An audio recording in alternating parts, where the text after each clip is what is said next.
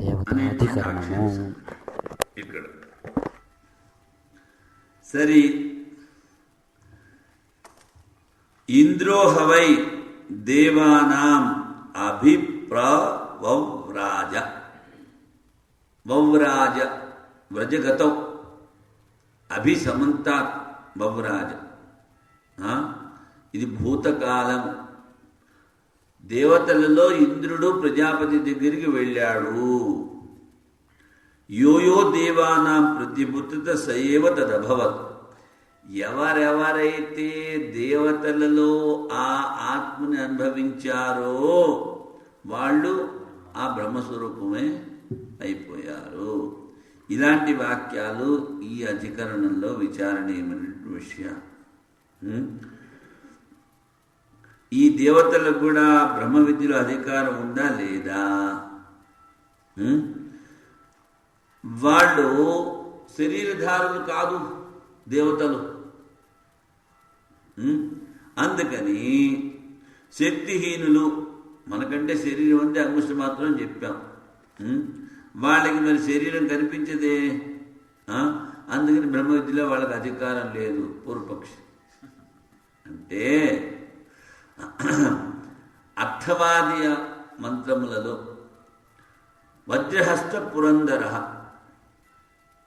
వజ్రము చేతిలో ఉన్నటువంటి ఇంద్రుడు అంటే మరి రూపం ఉన్నట్టే కదా. తరువాత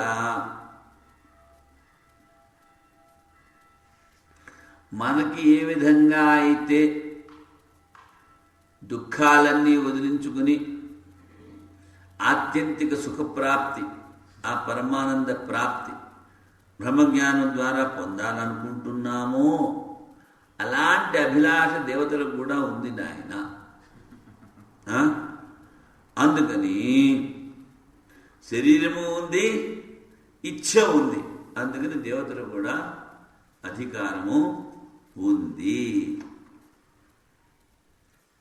ఇందులో ఏమిటి సూత్రాలు చాలా ఉన్నాయా? 8 సూత్రాలు. పర్వాలేదు, మనకి పరిపాటి ఇంకేం లేదు కదా. ఇదే కదా చదువుకుంటాం చూడు. సరే, ఈ దేవతాధికరణానికి సంగతి ఇలాంటివి చెప్పాము. ఇప్పుడు టీకా బృహదారణ్యక ఉపనిషత్తులో 3వ అధ్యాయంలో చెప్తారు. యోయో దేవానాం ప్రతిభుత సయేవ తదభవత్ తథా ఋషీణాం. దేవతలలో ఎవరెవరైతే ఆ పరమాత్మను తెలుసుకున్నారో వారు పరమాత్మ స్వరూపులు అయిపోయారు. అదేవిధంగా ఋషులలో ఋషయ మంత్రద్రష్టార నతు మంత్రకర్తార.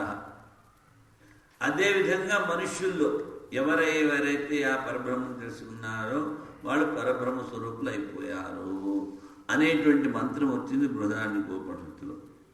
దేవానా మధ్యయో బ్రహ్మ బుధే సయేవ బ్రహ్మాభవత్. దేవతల్లో ఎవరైతే ఆ బ్రహ్మను తెలుసుకున్నారో వాడు బ్రహ్మస్వరూపులు అయిపోయారు. దేవర్షియో విద్యాయాం నాధిక్రియంతే ఇది ప్రాప్తం. దేవతలకి ఇక్కడ ప్రింటింగ్ సంబంధం లేదు. సరే, దేవతలకి విద్యలో అధికారం లేదు అని వస్తే అర్థి సమర్థో విద్వాన్ శాస్త్రేణ అపుర్యదుస్తో అధిక్రియతే. చూడండి,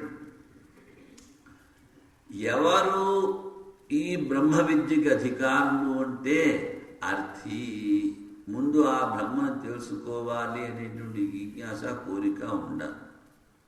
సమర్థ, బుద్ధిబలము దేహబలము ఉండాలి విచారణ చేయడానికి.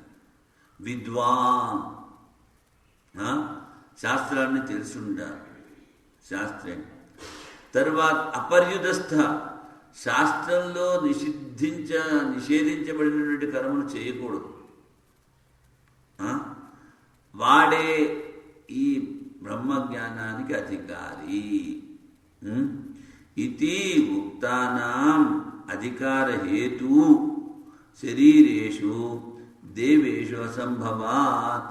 ఈ విధంగా వాళ్ళు మన శాస్త్రాన్ని ఎక్కడికి వెళ్ళి చదువుతారు? సాందీపిని పోయి చదువుతారా? వాళ్ళకి శరీరం లేదే, ఎలా చదువుతారు? కనుక శరీరము తరువాత అధికారానికి ఉండవలసిన కారణాలు వాళ్ళకి లేవు కనుక దేవతలకి అధికారం లేదు అని ఎవరంటున్నారు? పూర్వపక్షం. మంత్రార్థవాదిభ్యో దేవానాం విగ్రహవత్వం. మంత్రాలలో ఇప్పుడు వేదాలు శబ్దస్వరూపాలు కదా, అందులో మంత్రాలు ఉన్నాయి. ఆ మంత్రాల్లో ఏమిటి చెప్పారు? వజ్రహస్త పురంధర అనే మంత్రం చెప్పారు. ఇప్పుడు మంత్రం చెప్పినప్పుడు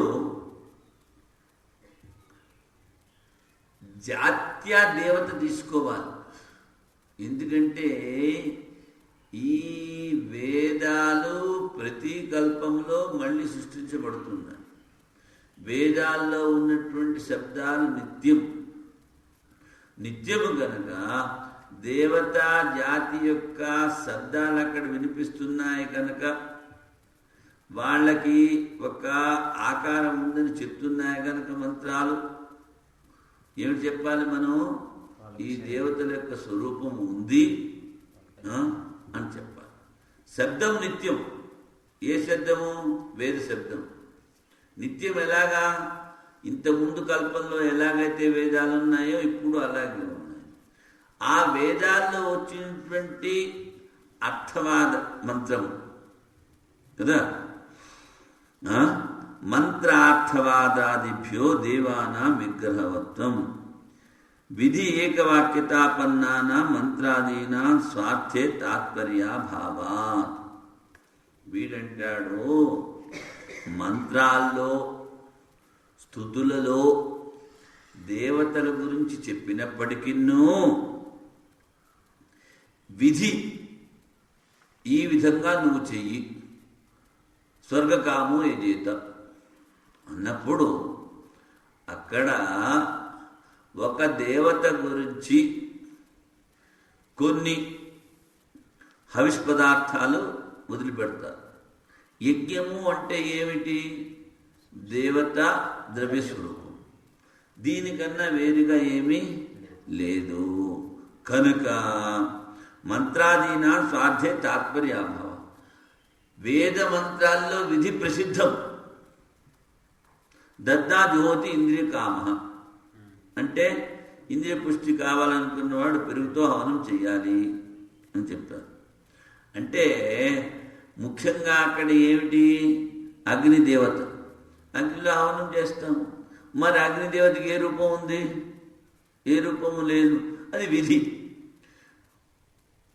కర్మకాండ అంతా విధి స్వరూపం.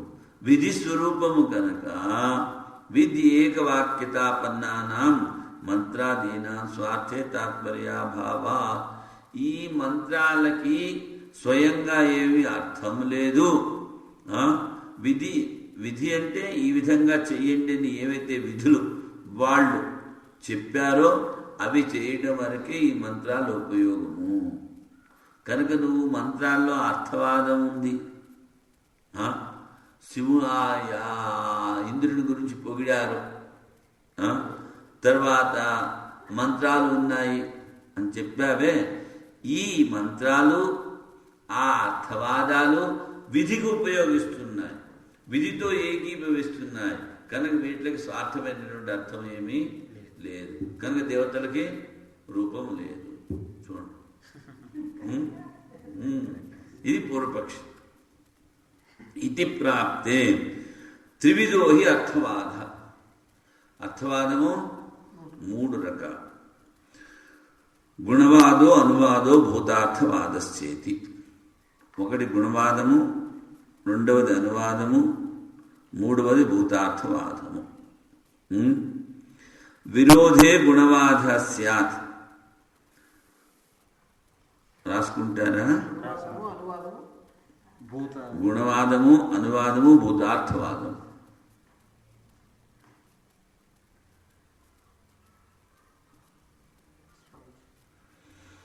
విరోధే గుణవాదః స్యాత్.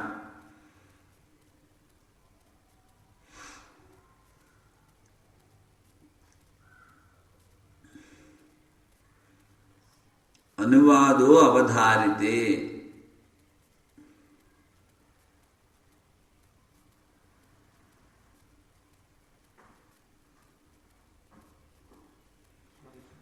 భూతార్థవాదస్తద్హానాత్. తద్హానాత్ అర్థవాదస్త్రిధా మతః.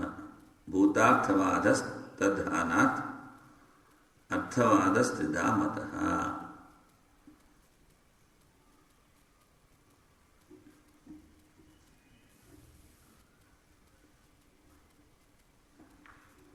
విరోధే గుణవాద అన్నప్పుడు యజ్ఞం చేసేటప్పుడు వాళ్ళు ఏమిటి చెప్తారు? ఆదిత్యో యూపః. ఏ స్తంభం మీదైతే యజ్ఞ పశువుని బలిస్తారో దాని యూపం అంటారు. ఆ యూపాన్ని బాగా పాలిష్ కొట్టాలి, కొట్టి మెరిసేటలా చెయ్యాలి. అంటే ఏమిటి? అది సూర్యుడిలాగా మెరవాలిట. ఆదిత్యో యూపః. సూర్యుడు ఎక్కడా, ఒక స్తంభం ఎక్కడా? విరోధం. అందుకని గుణవాదం. గుణవాదం ఏమిటి? ఆదిత్యులు ఏ గుణం ఉంది? ప్రకాశించేటువంటి గుణం. అది ఎలాగా ప్రకాశిస్తుందో ఇది కూడా అలాగే ప్రకాశించాలి. కానీ విరోధం. ఆదిత్యుడు యూపం కాలేడు, యూపం ఆదిత్యం కాలేదు కదా. ఆదిత్యుడు యూపాన్ని ప్రకాశింపజేయచ్చు, అది వేరు. కానీ రెండింటిలో ఉన్నటువంటి ప్రకాశ గుణాన్ని వాళ్ళు తీసుకుని విరోధే గుణవాద అన్నారు. తర్వాత యజమాన ప్రస్తర. ప్రస్తరం అంటే దర్భముష్టి. దర్భాలంటే తెలుసా? దర్భాలు. ఆ దర్భాలని ఒక చిన్న చీపురు కింద చేస్తారు. యజ్ఞ వేదిక మీద ఆ చీపురుతో చూడకూడదు. అది ఈ దర్భలతో చేసేటువంటి చిన్న చీపు, దాన్ని దర్భముష్టి అంటారు. దాంతో ఏమైనా దుమ్ము ఏమైనా ఉంటే దులిపేసేది. ఆ దర్భముష్టిని యజమానుడు అన్నారు. అంటే యజమానుని ఎంత జాగ్రత్తగా యజ్ఞాన్ని చూసుకుంటే, యజ్ఞంలో చూసుకుంటావో, యజమానుడు ఎంత అవసరమో అదేవిధంగా ఈ దర్భముష్టి కూడా అవసరం. అందుకని యజమానుడు ధర్మముష్టి అవుతాడా? విరోధం. విరోధే గుణవాద. తరువాత ఇంకోటి ఏమిటి? అనువాదే అవధారితే. మీకు అర్థమైందనుకోండి దాని అనువాదం. వేదాల్లో చెప్పారు అగ్నిర్హిమస్య భేషజం. అగ్ని చలికి మందు. ఇది అందరికీ తెలిసిందే చిన్నప్పటి నుంచి. కానీ మళ్ళీ చెప్తున్నారు. అంటే ఎందుకని? అనువాదం. అనువాదే అవధారితే. మనకు అర్థమైంది అనుకోండి. అర్థమైంది వేదంలో చెప్తున్నానంటే అది అనువాదము. అర్థవాదం 3 రకాలు: గుణవాదము, అనువాదం. భూతార్థవాదము. వాయుర్వై క్షేపిష్ట దేవత ఒకటి. ఇంద్రో వృత్తాయ వజ్రం ఉదయచ్చాత్ అన్నది భూతార్థవాదం. వాయుర్వై క్షేపిష్ట దేవత. వాయువు శీఘ్రగామి దేవత. అందుకని వాయువు సంబంధించిన యజ్ఞాలు నువ్వు ఏమన్నా వాయుదేవత సంబంధించిన యజ్ఞాలు చేస్తే నీకు తొందరగా ఫలితాలు వస్తాయి. ఇదేమిటి? ఇది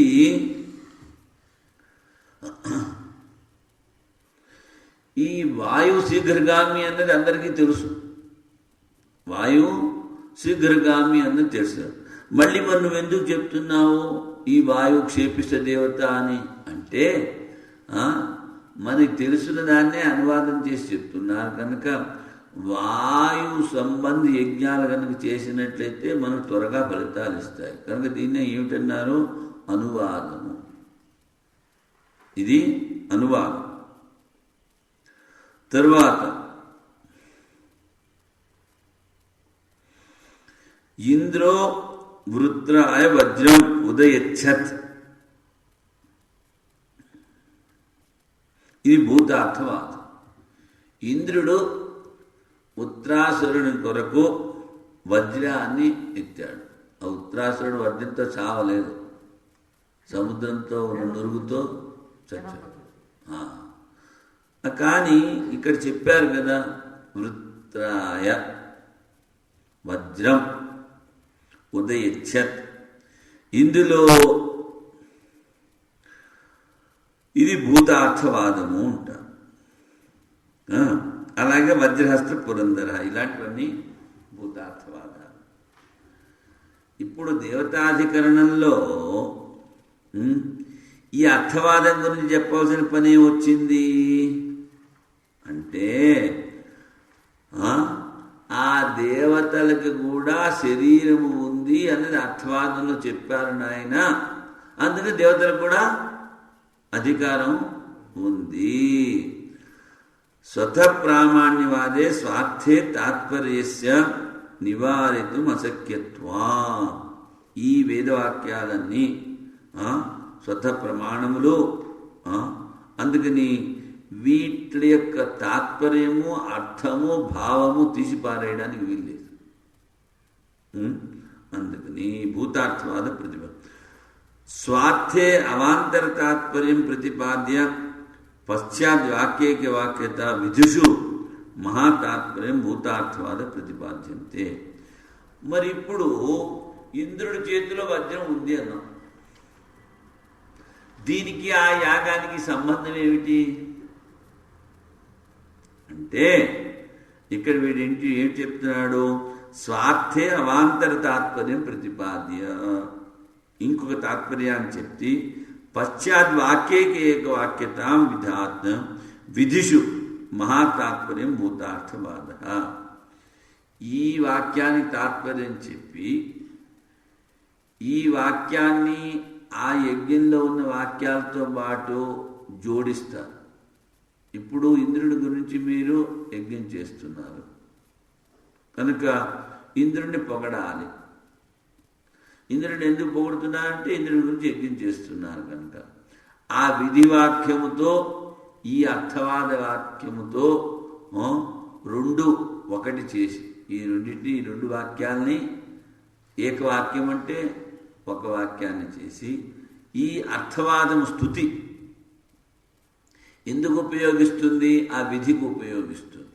ఇప్పుడు వాయువేక్షేపిష్ట దేవత అని చెప్పినప్పుడు శీఘ్రగామి దేవత అని చెప్తే ఎందుకు ఉపయోగిస్తుంది? ఈ వాయువు గురించి చేసిన యజ్ఞాలు త్వరగా ఫలితాన్ని ఇస్తాయి. అలాగే ఇక్కడ ఇంద్రుని గురించి చెప్తున్నారు కనుక ఇంద్రుని స్థితి చేశారు. కానీ ఇక్కడ భూతార్థవాదం విధితో పాటు ఈ అర్థవాద వాక్యాల్ని వాడు జోడిస్తారు. ఈశావాస్యోపనిషత్తులో 3వ మంత్రం అసూర్యానామతే లోక అంధేన తంసావృత తాగుస్తే ప్రత్యాగచ్చంతి ఏకే చాత్మ అన్నప్పుడు ఎవరైతే ఇంద్రియలోలరో వాళ్ళు సూకర కూకర జన్మాలకి పోతారు, ఆత్మని వాళ్ళు చంపేటువంటి వాళ్ళు అని చెప్పారు కదా. ఇది ఏమిటి? అర్థవాదంలో 2 భాగాలు ఉన్నాయి, స్తుతి నింద. అంటే ఎవరికైతే ఆత్మజ్ఞానము లేదో ఇంద్రియంలో వాళ్ళు కుక్కలు నక్కులు అయి పుడతారు అని నింద చేసినట్లయితే దేని స్తుతి అయింది? ఆత్మజ్ఞానం యొక్క స్తుతి అయింది. అదేవిధంగా కొన్ని చోట్ల స్తుతి చేస్తారు. అర్థవాదం అంటే 2 వస్తాయి, నింద స్తుతి. దేని గురించి చెప్తున్నావో దానికి విపరీతమైన దాని నింద, దేనికైతే చెప్తున్నావో దాని గురించి చెప్పేది స్తుతి. ఇప్పుడు ఇద్దరు ఎవరి దగ్గరికైనా వెళ్ళారనుకోండి, వీడు చాలా మంచివాడు, వీడు సాధువు అవుతాడు అంటే నీకు పక్కవాడికి నింద అయింది. వాడిని ఏమి మాట్లాడకుండానే వాడిని చెప్పినట్టే.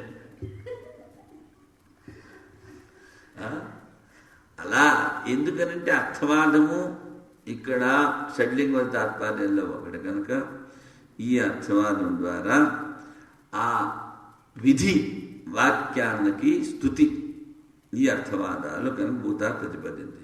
మంత్రేషు అయం న్యాయో వియోజ్య, మంత్రాల్లో కూడా తథాచ మంత్రార్థవాదాది బలాత్ దేవాదీనాం విగ్రహవత్వే సతి, మంత్రాల ద్వారా అర్థవాదాల ద్వారా వీటి యొక్క శక్తితో దేవతలకి విగ్రహం ఉంది అన్నది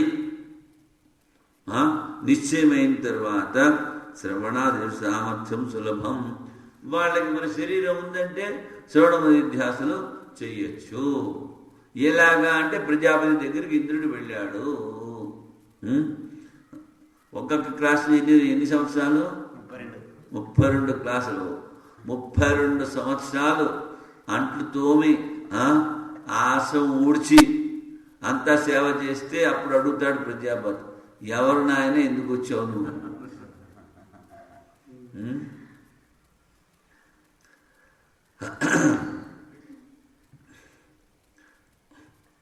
ఏకశతం ఇంద్ర ప్రజాపతిర్ వాస, ప్రజాపతి దగ్గర 101 సంవత్సరాలు ఇంద్రుడు ఉన్నాడు.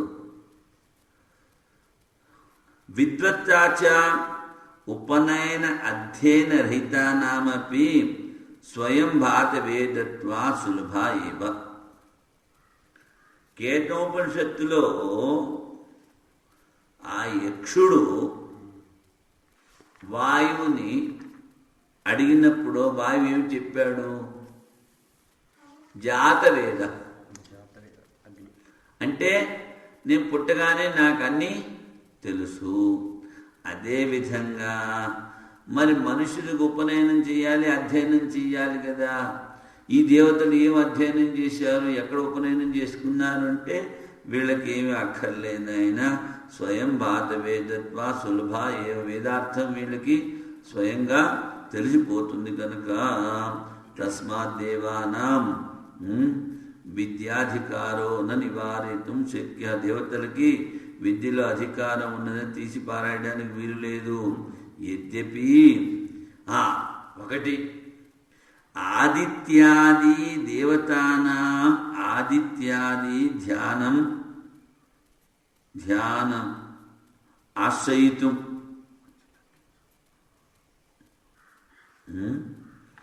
ధ్యానం సగుణ బ్రహ్మ విద్యాసు ధ్యేయానాం అన్యేషాం ఆదిత్యాదీనాం అసంభవం. ఇప్పుడు మధు విద్య ఉంది. మధు విద్య దేవేంద్రుడు 32 సంవత్సరాలు సేవ చేశాడు కదా. దేవతా సంవత్సరాల మానవ సంవత్సరాలు ఏమిటి? 32 సంవత్సరాలు. 32 సంవత్సరాలు మన అక్కడ దేవతల దగ్గర దేవతల సంవత్సరాలు జరుపుకోవాలి. ఇక్కడ మనకి 1 సంవత్సరం, వాళ్ళకి 1 రోజు.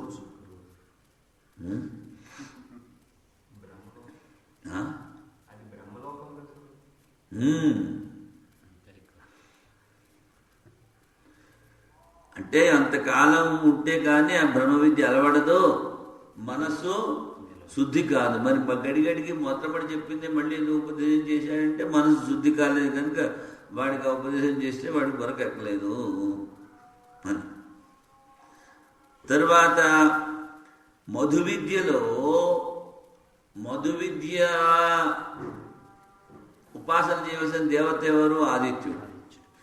ఆదిత్యుడు మధు విద్యని ఆచరించలేడు, మిగిలిన ఆచరించవచ్చు కదా. ఆ ఉపాసన చేయలేడు, మిగిలిన ఉపాసన చేయొచ్చు, బ్రహ్మోపాసన చేయొచ్చు.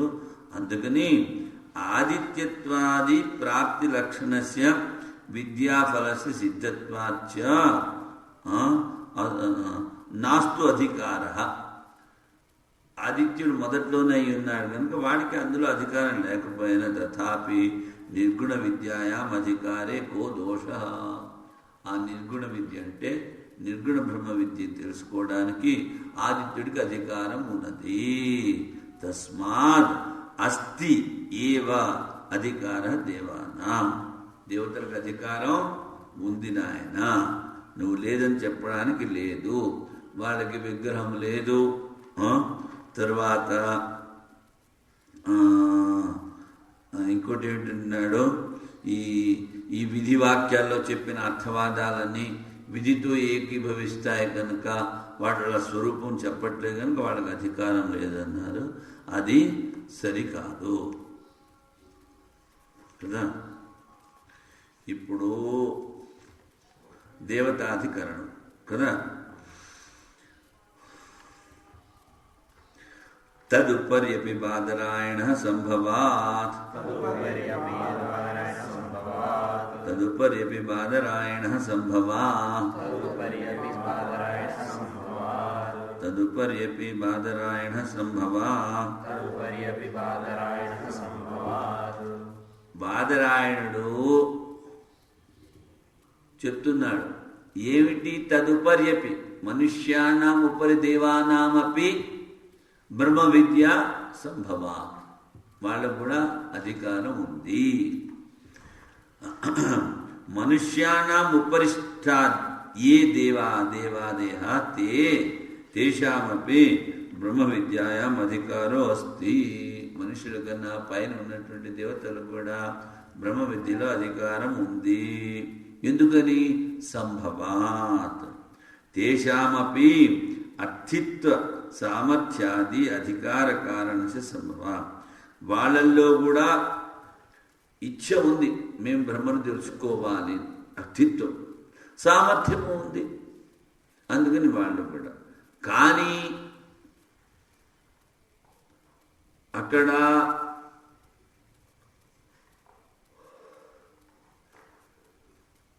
సుఖాధిక్యం, దేవతలకి సుఖాధిక్యము కనుక దుఃఖం అన్నది లేదు కనుక వైరాగ్యం తొందరగా అలవడదు.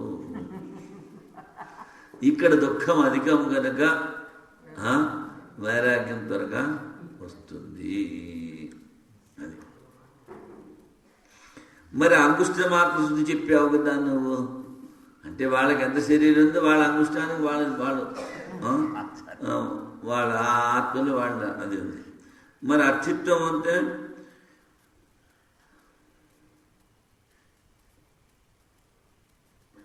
వాళ్ళకి అర్థిత్వం ఎందుకు వస్తుంది అంటే ఈ ఐశ్వర్యం, మనకున్నటువంటి ఐశ్వర్యం అనిత్యము.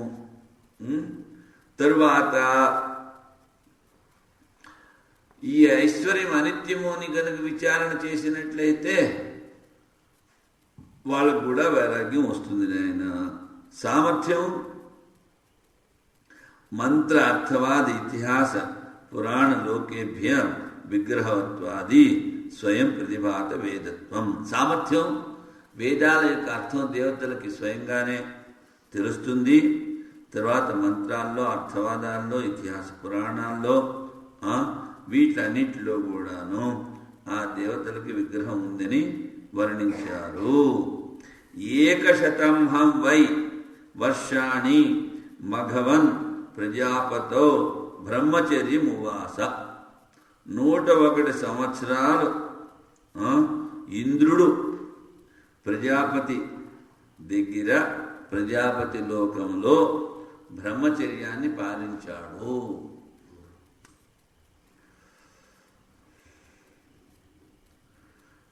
తర్వాత స్వామిజీ ఇక్కడ బాధరాయణి అన్నారు కదా, సూత్రం రాసేది బాధరాయణి కదా. ఇంకో బాధరాయణి ఏం ఉండొచ్చు, లేకపోతే ఆయన తన మతాన్ని చెప్పి ఉండొచ్చు. అసలు తదుపరి చెప్పి సంభవాత్ బాధరాయణి అన్నారు కదా. అంటే తన పేరు తను రాసుకోడు, ఇంకొక వేదాంతి బాధరాయణి ఎవడో ఉండుంటాడు. విరోధ కర్మ, లేకపోతే ఇక్కడ ఈయన చెప్తున్నాడు కనుక ఆయన మతం అని కూడా చెప్పచ్చు. సూత్రం రాస్తే సరిపోతుంది. తనే ఇది మతం తందే కదా వ్యాసుడు. తన మతమే. మరి మిగిలిన వాళ్ళు ఇలా కనుక్కోవట్లేదే, అందుకని బాధరాయణ మతం వచ్చి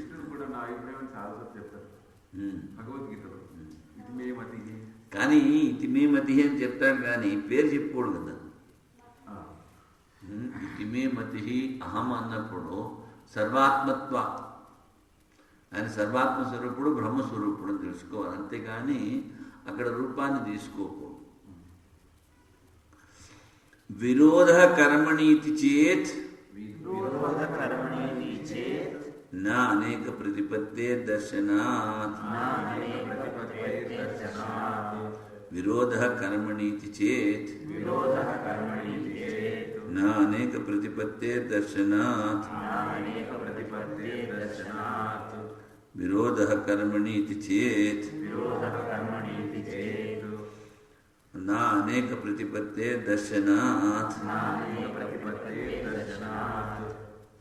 ఇప్పుడు విరోధ కర్మణి, నువ్వు ఇక్కడ ఇంద్రియాగం చేస్తున్నావు అనుకున్నావు. కోయంబత్తూరులో ఎవడో చేయొచ్చు, మద్రాసులో ఎవడో చేయొచ్చు, కలకత్తాలో ఎవడో చేయొచ్చు. ఒక్క ఇంద్రియయాగము అనేక చోట్ల చెయ్యొచ్చు. మరి విగ్రహం గలవాడు ఒక్క ఇంద్రుడు అన్ని చోట్లకి ఎలా పోతాడు?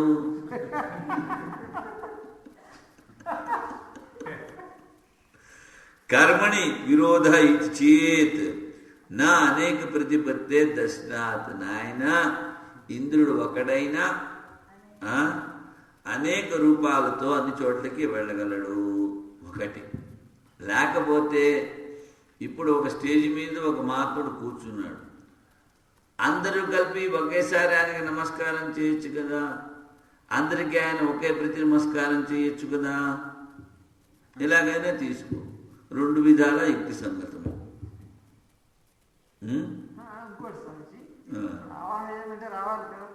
అందుకనే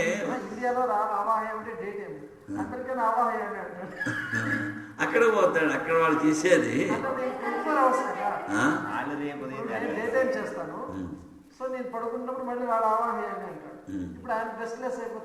ఆయన రెస్ట్లెస్ కాదు, ఆయన అనేక రూపాయలు ఉన్నాయి కదా. వాళ్ళకి అది కాకుండా మనకి ఒక రోజు, వాళ్ళకి మనకు ఒక సంవత్సరం, వాళ్ళకి ఒక రోజు. అనేక రూపాయలు పొందొచ్చు. అందుకని నాయన నువ్వు చెప్పినట్టు ఏ విరోధం లేదు, నువ్వేం కంగారు పడక్కర్లేదు. స్వరూప సన్నిధానేన విగ్రహవత్వేన కర్మాంగత్వం అభ్యుపేయం తథా చ కర్మణి విరోధ బహుషు యాగేషు యుగపత్ అసంభవాత్. బహుషు యాగేషు ఏకస్య ఇంద్రస్య సన్నిధాన అసంభవాత్. అనేక చోట్ల ఇంద్రియాగం చేస్తే అన్ని చోట్ల ఆయన ఉండలేడు కదా అన్నది ప్రశ్న. అప్పుడు సిద్ధాంతం అంటాడు, ఈ ఇంద్రాది దేవతలు ఒకేసారి అనేక రూపాలని ధరించగలరు. అనేక ప్రతిపత్తే దర్శన. ప్రతిపత్తి అంటే అనేక రకాలైన అనేక శరీరాలని వాళ్ళు పొందటం చూడబడుతోంది. తర్వాత ఇప్పుడు చెప్పాం కదా, ఒకడికి అందరికీ ఒకేసారి ప్రతి నమస్కారం చేయొచ్చు ఒకటి. తర్వాత ఒక దేవత గురించి అనేక మంది హవిష్ని పరిత్యాగం చేయొచ్చు. కనుక దేవతలకి కర్మలకి ఏమీ విరోధము లేదు నాయన. ఒకే ఆశ్రమానికి అందరూ మనీ అట్టలు పంపచ్చు.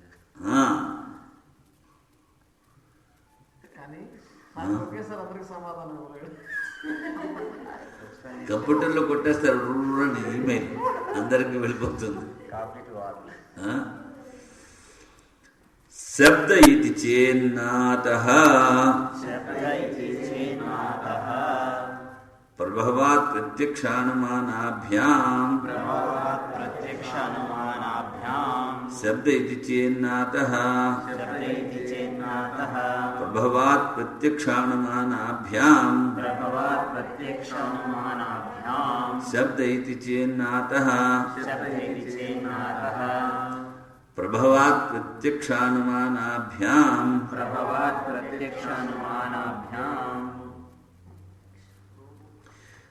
వీడంటాడు, దేవతల శరీరము అనిత్యము ఒకటి, మరి వైదిక కర్మలు నిత్యము, దేవతల శరీరము అనిత్యం. నేను చెప్పాను, ఏమిటి చెప్పాను?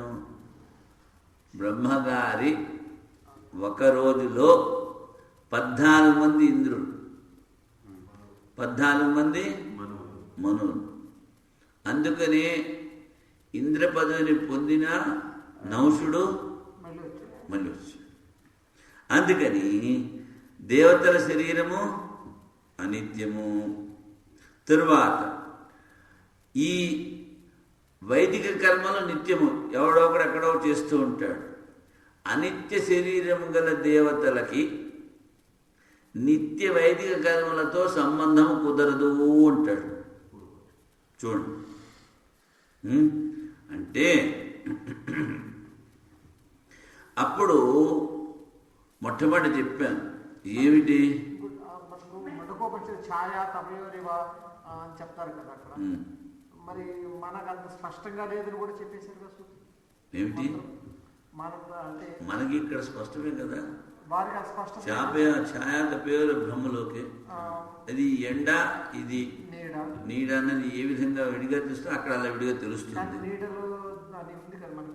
ఇదే ముండకోపనిషత్తులో దేవతలకి నీటిలో పడిన ప్రతిబింబంలా కనిపిస్తుంది. అక్కడ స్పష్టం కాదు, కనిపిస్తుందని చెప్పాడు కదా. తర్వాత జ్ఞానం వచ్చిన తర్వాత పూర్తిగా కనిపిస్తుంది. అందుకని కదా వాడు పడే జ్ఞానానికి అక్కడ స్పష్టంగా లేదు కనుక వాళ్ళకి అతిత్వం కూడా చాలా తక్కువ, వైరాగ్యం కూడా చాలా తక్కువ. నోటికి కోడికి ఎవడో ఒకడు లేకపోతే చంద్రుడిలా గడబడి చేస్తూ ఉంటారు.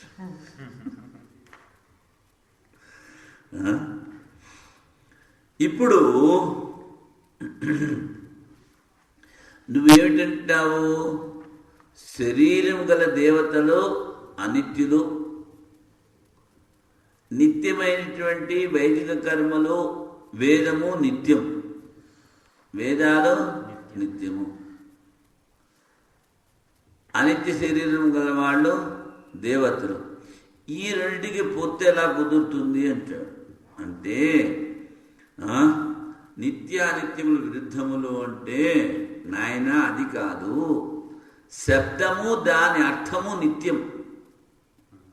వాగర్థ విపసంపృక్తౌ వాగర్థ ప్రతిపత్తే జగత పితరౌ. వాగర్థ ప్రతిపత్తి, శబ్దము దాని అర్థము నిత్యం. తరువాత వైదిక వాక్యముల ప్రమాణం కూడా నిత్యం కదా. అందుకని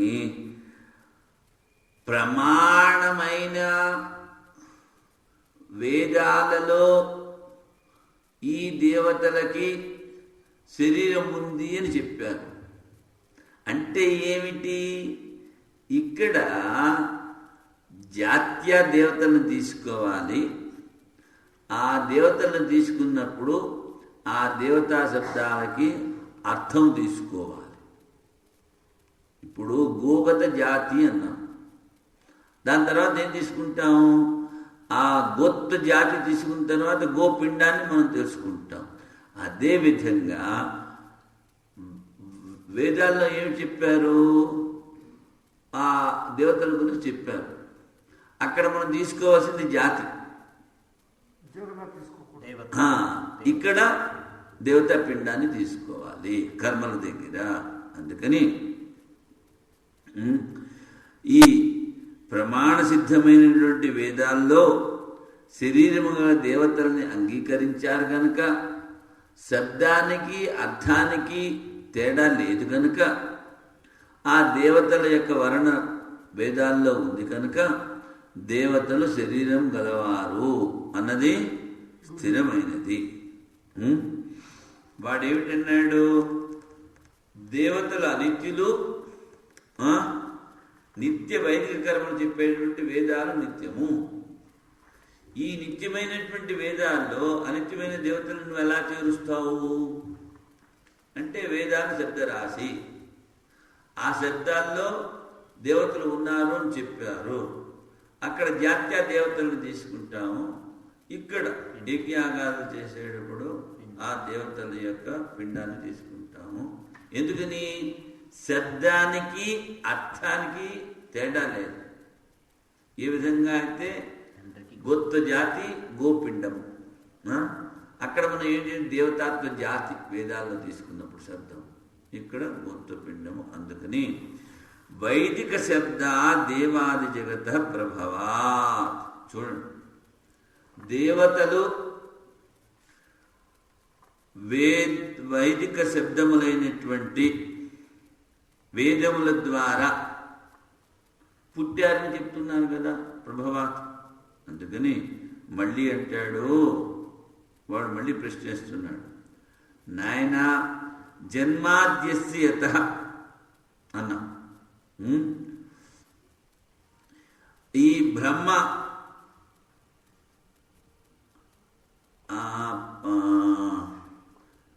బ్రహ్మ ప్రభవత్వే జగతో అవధారితే పునః శబ్ద ప్రభవత్వం ఉచ్యతే. చూడండి, జన్మాద్యస్య యతః అన్నప్పుడు శాస్త్రయోనిత్వాత్ అని చెప్పినప్పుడు మొట్టమొదట బ్రహ్మ పుడతాడు, ఆ తర్వాత శ్వాస ప్రశ్వాసల ద్వారా వేదము పుడుతోంది అని చెప్పావు కదా నువ్వు. మరి అలాంటప్పుడు ఇక్కడ ముందు బ్రహ్మ పుట్టాడు, ఆ తర్వాత వేదాలు పుట్టావు అని చెప్తున్నావు. మరి ఇక్కడ ముందేం చెప్పావు? ఆ వేదాలలో శబ్దాలు నిత్యం కనుక దేవతలు నిత్యం ముందు చెప్పావు.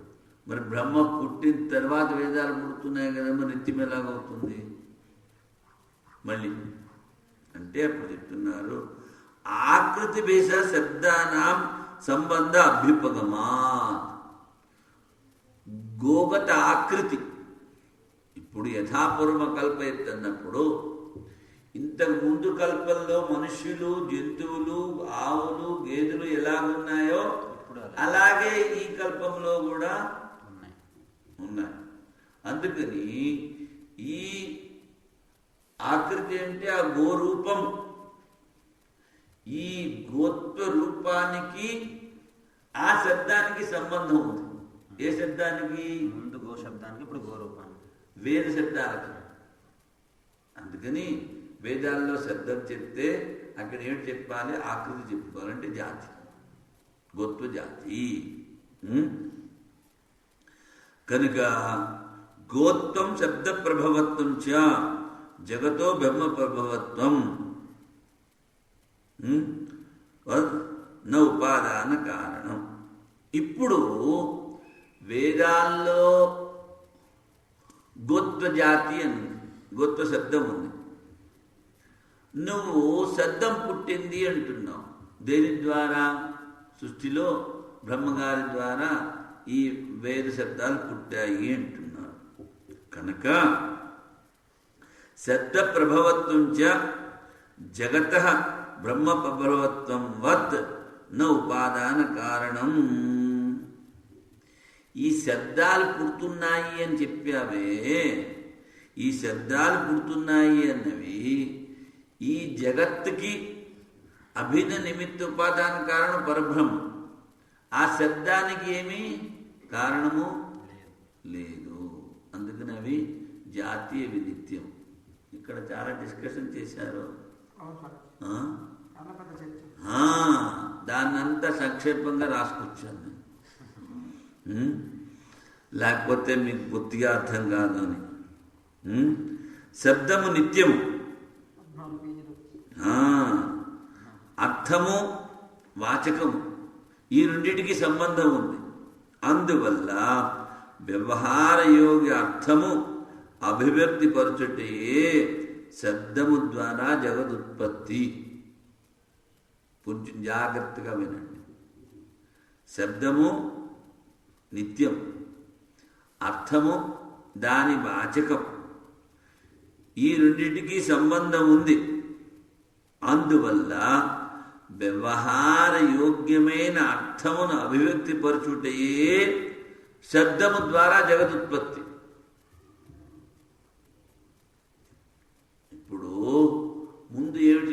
జన్మాద్యస్యతః ఆ పరబ్రహ్మము ఈ జగత్తుకి కారణము అని చెప్పాం. ఇక్కడికి వచ్చేడు చెప్తున్నావు జగదుత్పత్తికి శబ్దము కారణము. శబ్దము కారణము అంటే మరి అక్కడ ఒక కారణం చెప్పావు, ఇక్కడ ఒక కారణం చెప్తున్నావు కదా అంటే అలా కాదు నాయన. నామరూపాలు ప్రకటించబడటమే శబ్దం యొక్క ఉత్పత్తి, అంతేకాని బ్రహ్మ కారణం కాదు ఈ జగత్తుకి. అక్కడ కారణం వేరుగా చెప్పలేదు, ఇక్కడ కారణం వేరుగా చెప్పలేదు. శబ్దం కంటే ముందు రూపం వచ్చింది కదా సార్. ఇప్పుడు బ్రహ్మ వచ్చిన తర్వాత కదా తపా అని శబ్దం వచ్చింది. బ్రహ్మ తర్వాత కదా తపా శబ్దం వచ్చింది. శబ్దం నిత్యం కదా, యథాపూర్వం కలిపి వేదాలు నిత్యం కదా. ఆయన ప్రతిభానం అవుతాడు, స్ఫురిస్తాడు. బ్రహ్మగారికి ఆయన శ్వాస ప్రశ్వాస ద్వారా వెలువడింది అయినప్పుడు శబ్దము నిత్యం, బ్రహ్మరూపం అనిత్యం. అందుకని ఇక్కడ మనం ముందు శబ్దం ద్వారా జాతి తీసుకోవాలి, ఆ జాతి ద్వారా మళ్ళీ పిండాన్ని తీసుకోవాలి. గోత్వ జాతి అందుకనే చెప్పాను. గోత్వ జాతి గోరూపము ఇంతకు ముందు కల్పంలో ఎలాగుందో అదే కల్పంలో అదే విధంగా ఈ కల్పంలో కూడా ఉంది అన్నప్పుడు ఏమిటైంది? శబ్దం నిత్యమైంది. మరి శబ్దం ద్వారా ఉత్పత్తి నువ్వు ఎలా చెప్తున్నావు? ఇక్కడ బ్రహ్మ ద్వారా ఉత్పత్తి చెప్పావు కదా. మొట్టమొదటి జన్మాద్యస్యత అని అంటే నాయన నామరూపాలు అభివ్యక్తి ఇవ్వటమే శబ్దము ద్వారా ఉత్పత్తి అనుకో.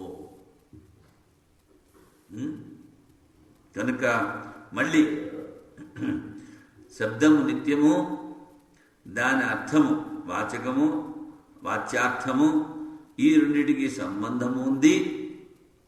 ఇప్పుడు కుండ అన్నాం. కుండ అన్న శబ్దం ఘటము అని అక్కడ ఉందనుకో, దానికి అర్థం ఏమిటి? కుండ రూపం, నామం. మరి శబ్దము ఈ వ్యవహారంలో నువ్వు ఉపయోగిస్తావా? కుండని ఉపయోగిస్తావు. అందుకనే వ్యవహార యోగ్యమైన ఉత్పత్తి శబ్ద ప్రభవత్వము. అందుకని మొట్టమొదటి చెప్పాను, కొంచెం జాగ్రత్తగా వినాలి. ఇంత సంక్షేపం చేసి ఇంత చెప్తేనే పిండం అంటే ఇప్పుడు మనిషి పిండము అలా. అందుకని శబ్దానికి అర్థానికి సంబంధం ఉండడం వల్ల వ్యవహార యోగ్యమైన అర్థము అంటే విషయం అభివ్యక్తి పరచుటే శబ్దము ద్వారా ఉత్పత్తి, జగదుత్పత్తి. మరి ఈ శబ్దాల ద్వారా ఈ దేవతలు ఉత్పత్తి చెందారన్నది నాకెలాగ అర్థమవుతుంది అంటాడు వాడు. శబ్దగత జాతి నువ్వు వేదాల్లో చెప్పావు, వేదాల్లో శబ్దం ఉంది కదా. మరి ఆ శబ్దాల ద్వారా ఈ దేవతలు ఉత్పత్తి చెందారన్నది నాకెలాగ తెలుస్తుంది అంటే ప్రత్యక్షానుమానాభ్యాం శబ్ద ఇది చేన్నాత ప్రభవాత్. ఈ శబ్దము నిత్యము, ఈ దేవతా విగ్రహాల అనిత్యము అని చెప్పినట్లయినా సరికాదు. ఎందుకని? అతః ప్రభవాత్. ఈ వేదాల నుండే ఇవన్నీ వ్యవహార యోగ్యమైన నుండి ఉంటాయి. మరి ఎలాగా అర్థం చేయాలి? ప్రత్యక్ష అనుమానాభ్యాం. ప్రత్యక్షము ద్వారా అంటే శృతి ద్వారా, అనుమానము ద్వారా తెలుసుకున్నాను. ప్రత్యక్షం అంటే శృతి. శబ్ద ప్రభావత్వం దేవాది జగత కథం అవగమ్యతే. ఈ దేవతలు వీళ్ళన్నటువంటి ఈ ప్రపంచమంతా శబ్దము నుంచే ఉత్పత్తి చెందింది అని నేను ఎలా తెలుసుకోగలను అంటే ప్రత్యక్ష అనుమానాభ్యాం, శృతి ద్వారా, అనుమానం ద్వారా. శృతి స్మృతిభ్యం. అనుమానం అంటే ఇక్కడ స్మృతి. ప్రజాపతి దేవానామసృజత అనాదిన నిత్య వాగుత్సృష్ట స్వయంభువా ఆదౌ వేదమయీ నిత్య యథ సర్వా ప్రవృత్తయః. చూసారా? ప్రజాపతి దేవానామసృజత ఐత్రేయోపనిషత్తులో మీరు చదివారు. ఇది సరి మహాభారతం. శృతిలో ఇక్కడ ఐత్రేయోపనిషత్తులో ముందు విరాట్ స్వరూపం ఏర్పడింది, దాని నుంచి దేవతలందరూ ఉత్పత్తి చెందారు. ఆ దేవతలు మేము ఎక్కడ ఉండాలని అడిగారు.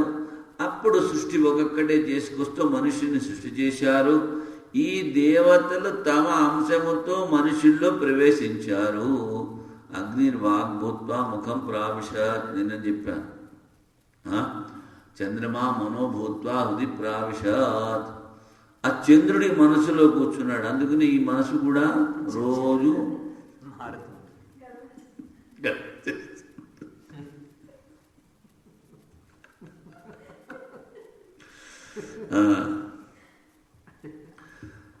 స్వయంభూవు అయినటువంటి ఆ పరమాత్మ సృష్టి ఆదిలో నిత్యమైన దివ్యమైన వేదవాంగ్మయాన్ని సృష్టి చేసి దాని ద్వారా వ్యవహారానికి యోగ్యమైన అర్థాలను సృజించాడు. మిగిలినంతా వేదాల ద్వారా మిగిలినంతా సృష్టించబడినవి. ఇది మహాభారతం శాంతిపరము 233:24 ఏదో రాశారు. 24వ శ్లోకం. ఏత ఇతి వై ప్రజాపతి దేవానాం అసృజత. ఇక్కడ స మనసా వాచం మిథునం సమభవత్.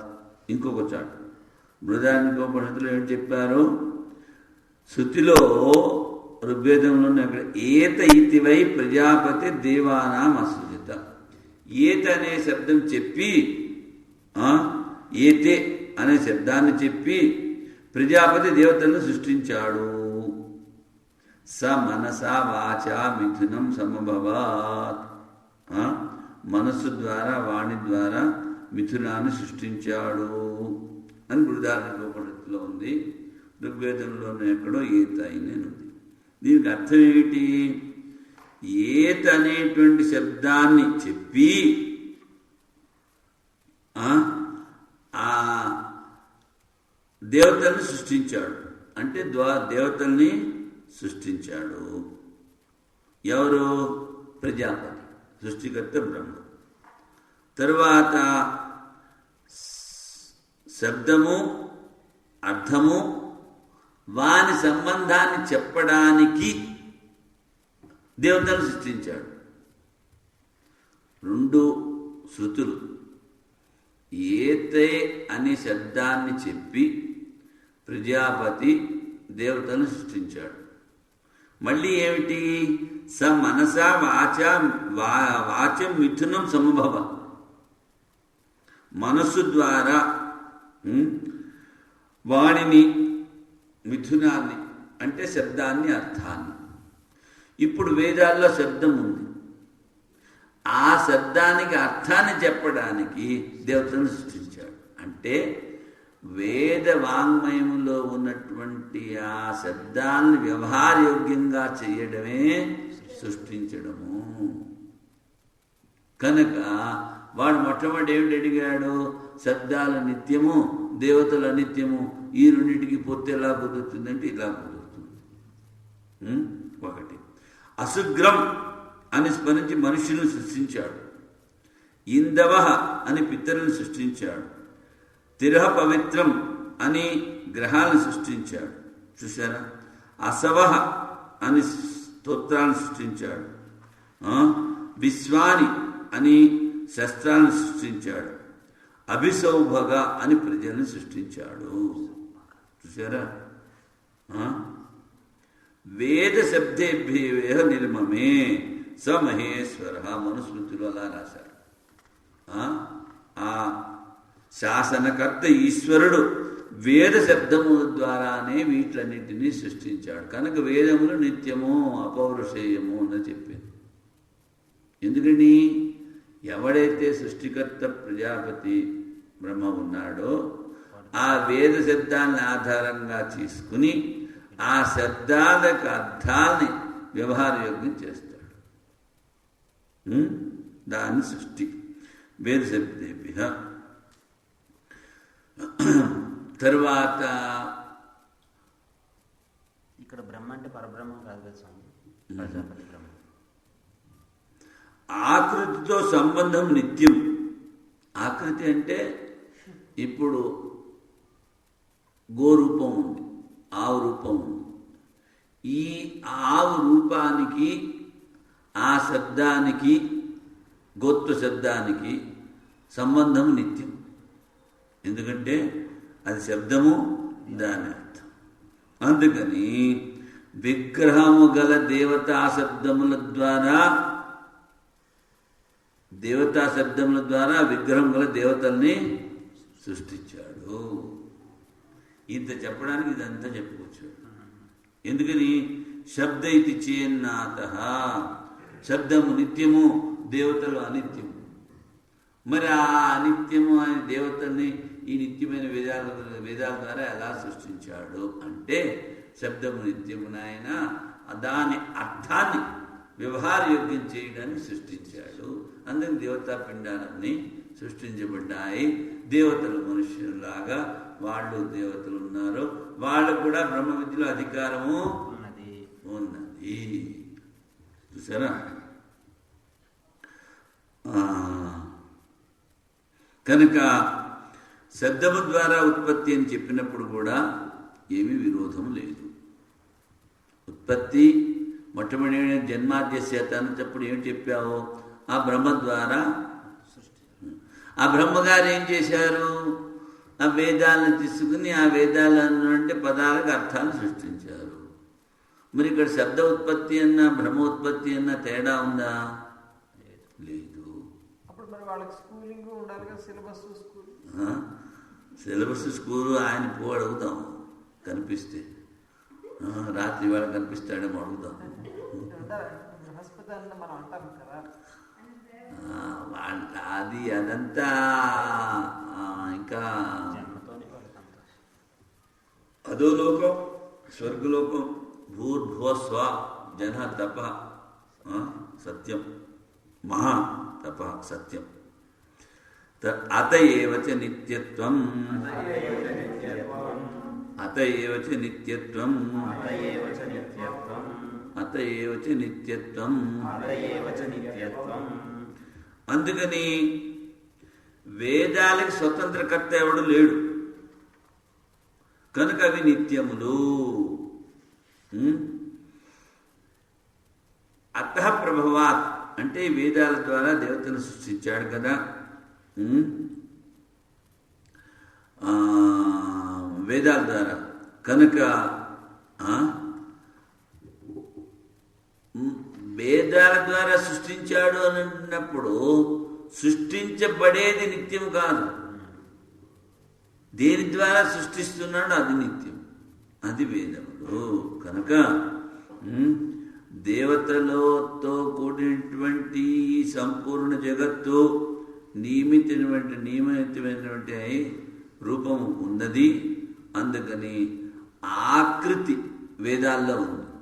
గోత్వ జాతి, దేవత్వ జాతి, మనుష్య జాతి, వారి నుండి వచ్చిన వైదిక శబ్దం ద్వారా ఈ దేవతలను విని. అందుకని వైదిక శబ్దములు నిత్యములు. అత ఏవ నిత్యత్వాత్, ఆకృతి నిత్యం కనుక వేద శబ్దములు కూడా నిత్యము, అపౌరుషేయం. సమానానాం అరూపత్వాచ్చ, ఆవృత్వావపి అవిరోధో, దర్శనాత్ స్మృతేశ్చ. సమానానాం అరూపత్వాచ్చ, ఆవృత్తావపి అవిరోధో, దర్శనాత్ స్మృతేశ్చ. సమానానామపి అరూపత్వాచ్చ, ఆవృత్తావపి అవిరోధో, దర్శనాత్ స్మృతేశ్చ.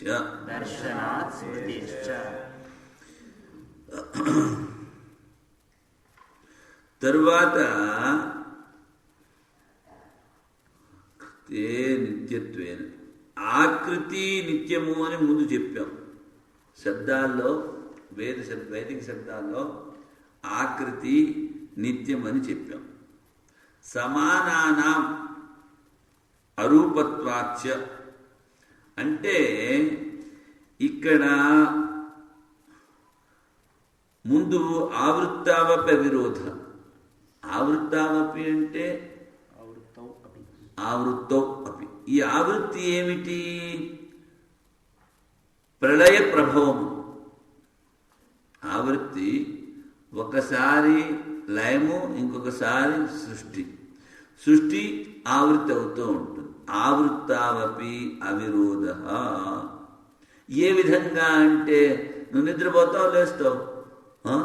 నిద్రపోయినప్పుడు లేచినప్పుడు ఆ లేచినప్పుడు చేసేటువంటి వ్యవహారములో తేడా ఉండదు. అదేవిధంగా ఈ బ్రహ్మ సృష్టి బ్రహ్మ లయంలో కూడా దేనివల్ల అంటే వేదాలను ఆధారంగా చేసుకున్నాడు. వేదాలు నిత్యం. అందుకని ఆవృత్తావపి అవిరోధ దర్శనాత్ స్మృతేశ్చ సూర్య చంద్రమసౌ ధాత యథా పూర్వమకల్పయాత్. దర్శనాత్ యథా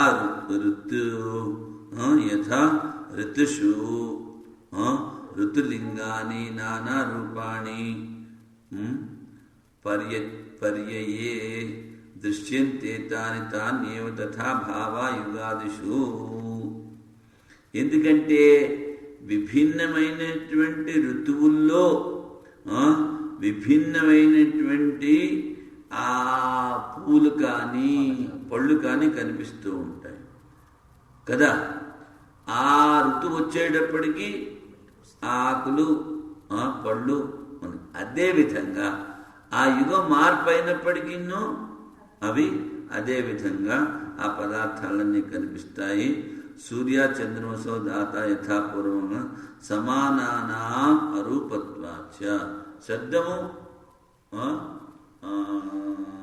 తర్వాత శబ్దము ద్వారా రూపాన్ని సృష్టిస్తున్నాడు. ఎలాగా? సమానమైనటువంటి ఆవృత్తావపి సృష్టి స్థితి లయాలు ఉన్నప్పుడు. ఎందుకంటే దర్శనా స్మృతేశ్చ.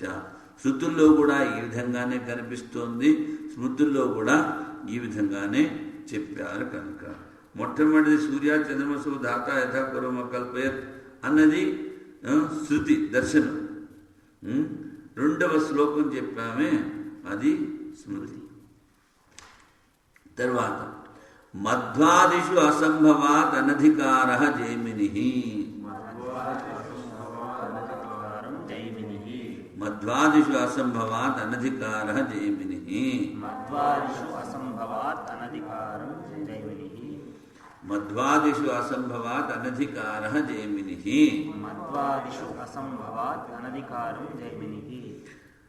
ఈ జైమిని కర్మకాండ కదా.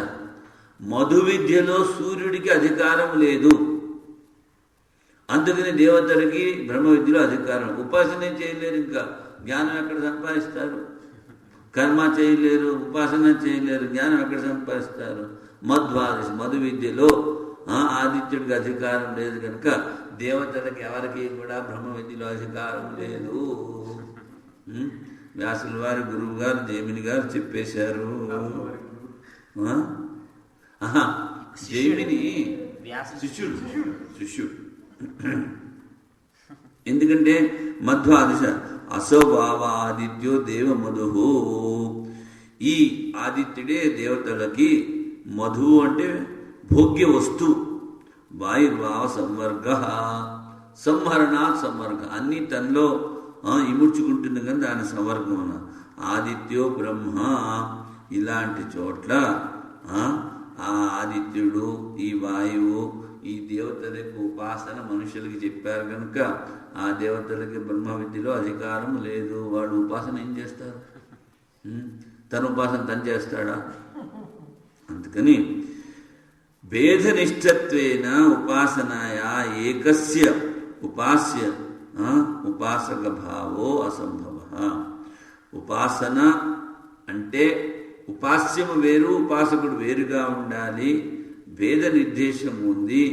ఈ చెప్పిన విద్యల్లో మధు విద్య, సంవర్గ విద్య, అందులో అభేదం ఉండడం వలన ఇక్కడ భేదము లేదు కనుక ఆ దేవతలకి బ్రహ్మ విద్యలో అధికారము లేదు. అంటే జ్యోతిషీ భావాచ జ్యోతిషీ భావాచ జ్యోతిషీ భావాచ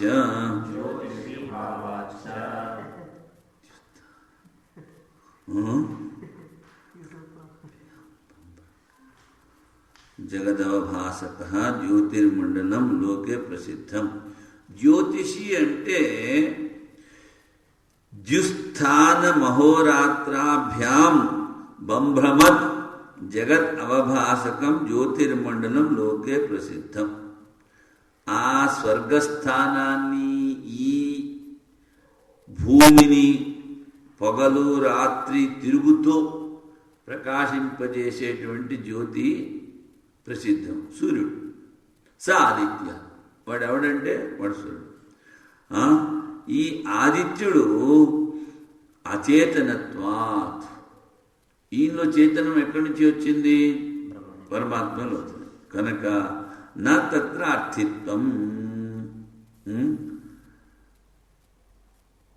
వాళ్ళకి అధికారం లేదు అంటారు.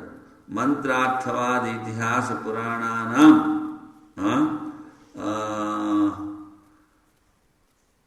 అక్యా ఇక్కడ వచ్చింది కదా, మంత్ర పురాణానాం శ్లోకం అక్కడ పోయింది, దేవతాధికరణం కదా, అది కాదు. మంత్రార్థ ఇతిహాస పురాణానాం అధిక్రియతే కదా. మంత్రార్థవాద ఇతిహాస పురాణానాం అన్యపరత్వేన బ్రహ్మ విద్యాయాం నాధికార. ఈ మంత్రాల్లో, ఈ అర్థవాదంలో, స్థుతిలో, తర్వాత ఇతిహాస పురాణాలు ఇవన్నీ ఉన్నాయే, ఇవన్నీ విధివాక్యాల గురించి చెప్పినవే కానీ దేవతలకు అధికారం ఉందని కాదు. దేవతానాం అధికార జ్యోతిషీ భావాచ్య. జ్యోతిషీ భావాచ్య అంటే ఆ తిరుగుతో ఈ లోకాలన్నింటినీ ప్రకాశింపజేసేటువంటి జ్యోతి స్వరూపుడు అచేతనుడు కనుక. అంటే అప్పుడు అంటారు భావంతు బాదరాయణో అస్తి, భావంతు బాదరాయణో అస్తి, భావంతు బాదరాయణో అస్తి. ఇప్పుడు మధు విద్యలో అధికారం లేకపోవడం మూలాన జైమిని దేవతలకు అధికారం లేదని చెప్పాడు ఒకటి. జ్యోతిషీ భావాచ అనధికారక అని ఇంకో సూత్రం చెప్పారు. ఆ రెండు సూత్రాల్లో చెప్పినటువంటి దేవతలకు అధికారము లేదు అన్నది ప్రతిషేధించడానికి ఇక్కడ తూశబ్దం, ద రిఫ్యూట్. ఈ బ్రహ్మ విద్య అన్నా చెప్పారు, అందుకని వాళ్ళకు కూడా అధికారం ఉంది. అర్థిత్వాది కారణం అస్తేవ నహి, ఒక్కచోట అధికారం లేదు కనుక అన్ని చోట్ల అధికారం లేదు అంటే నువ్వు బండారాకి పోవద్దు అన్నావు. నిన్ను బండారా పోవద్దు, ఇక్కడ తిరగద్దని చెప్పావా? అక్కడ అధికారం లేకపోతే ఇక్కడ అధికారం ఉంది కదా. అందుకని ఒక విద్య ఆయన ఉపాసన చేయలేదంటే ఇంకో విద్యలో ఉపాసన చేయొచ్చు కదా. ఇప్పుడు ఆదిత్యుడు వాయువుని ఉపాసన చేయొచ్చు, శివుడు రావణుని ఉపాసన చేస్తాడు, రావణుడు శివుడు ఉపాసన చేస్తాడు, దాన్నే ఉంది. అందుకని రావణుడు ఉపాసన చేయడు, శివుడు శివుని ఉపాసన చేయడు.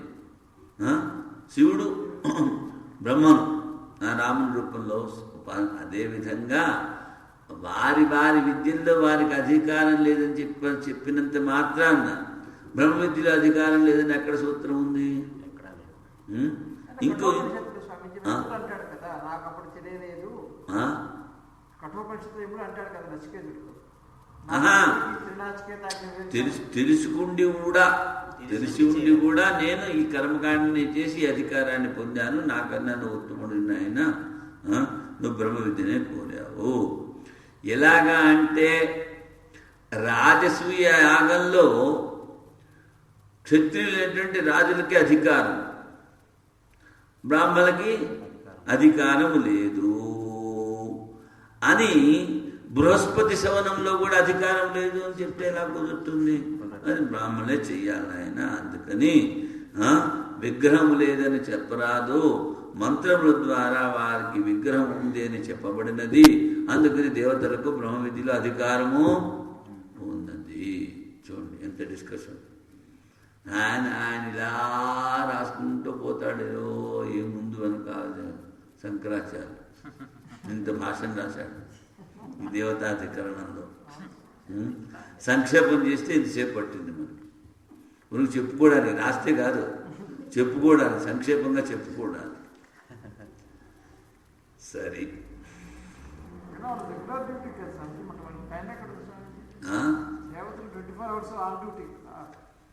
ఆన్ డ్యూటీయే. డ్యూటీ వదిలిపెట్టిపోతాడు, ఏం చేస్తాడు?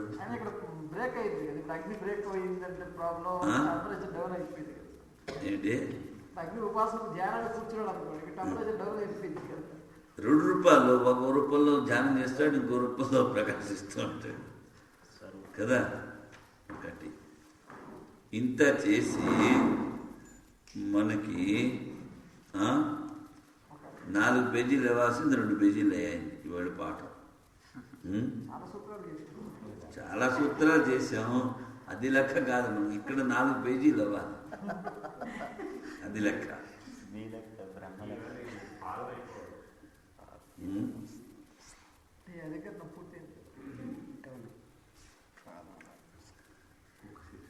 చచ్చినాడి పెళ్ళికి వచ్చిందే కట్టండి. అలాగే మనకున్న టైంలో ఎంత అవుతే అంతే చెప్పుకుందాం. స్వామీజీ నెక్స్ట్ ఇయర్ మరొక 200-300 సూత్రాలు పెట్టుకోవచ్చు. ఇంకా ఎలా వీలైతే అంటే ఇంకా బాగా సంక్షిప్త. ఓం పూర్ణమదః పూర్ణమిదం పూర్ణాత్ పూర్ణముదచ్యతే పూర్ణస్య పూర్ణమాదాయ పూర్ణమేవావశిష్యతే. ఓం శాంతి శాంతి శాంతి.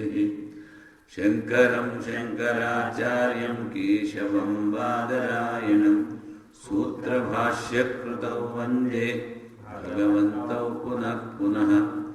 ఈశ్వరో గురురాత్మేతి మూర్తిభేద విభాగినే వ్యోమవద్వ్యాప్తదేహాయ దక్షిణామూర్తయే